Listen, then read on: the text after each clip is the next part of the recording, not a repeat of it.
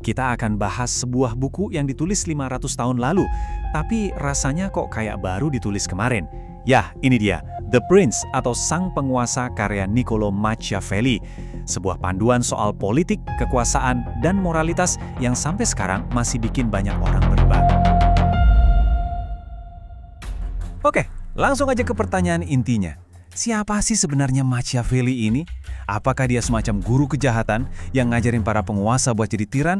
Atau jangan-jangan dia cuma seorang realis yang jujur banget, yang berani nunjukin wajah asli kekuasaan? Apa adanya, bukan yang seharusnya. Nah, buat ngerti ide-idenya yang super radikal, kita perlu mundur sedikit dan lihat dulu dunia tempat dia tinggal. Dunia yang, jujur aja, penuh dengan kekacauan, kekerasan, dan perebutan kekuasaan yang gak ada habisnya. Penting banget buat kita ingat, Machiavelli itu bukan akademisi yang kerjanya cuma baca buku di perpustakaan, bukan. Dia ini politisi tulen, diplomat yang langsung terjun ke lapangan. Dia lihat sendiri gimana perang terjadi, aliansi dibentuk lalu dikhianati, dan gimana brutalnya orang merebut kekuasaan di Italia zaman Renaissance. Semua pengalamannya inilah yang jadi fondasi pemikirannya. Nah, dari sinilah muncul ide paling gila dan revolusioner dari buku ini. Politik dan moralitas pribadi itu harus dipisah. Ini benar-benar mendobrak semua etika kepemimpinan yang ada pada zaman itu. Menurut Machiavelli, tujuan utama seorang penguasa itu bukan buat nyelamatin jiwanya sendiri atau masuk surga. Bukan, tujuannya adalah keamanan dan stabilitas negara. Nah, untuk mencapai itu, dibutuhkan kebajikan yang beda, yang dia sebut virtu. Fokusnya bukan jadi orang baik, tapi jadi pemimpin yang efektif. Jadi, poin utamanya gini, bagi Machiavelli, hasil akhir adalah segalanya. Kalau seorang penguasa berhasil bikin negaranya aman dan stabil, cara apapun yang dia pakai, sekalipun itu kejam, pada akhirnya bakal dianggap perlu, bahkan dianggap hebat sama rakyatnya. Terus apa aja sih alat-alat kontroversial yang disaranin Machiavelli buat para penguasa? Oke, mari kita bedah satu persatu. Ini nih pertanyaan klasiknya, lebih baik dicintai atau ditakuti?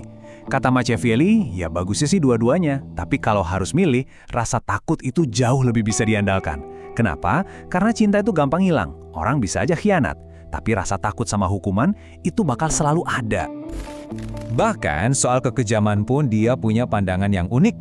Katanya kekejaman itu bisa dipakai dengan baik. Maksudnya?